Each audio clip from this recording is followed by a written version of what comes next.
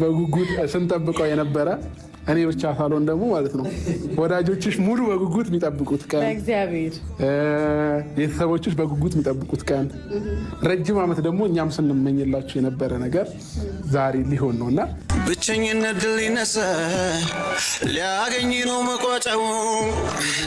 ጣጣትሽን ያየሁት ጓጉቻለሁ ባልሽ ልሆን። አሁን ይዘሻና ወደፊት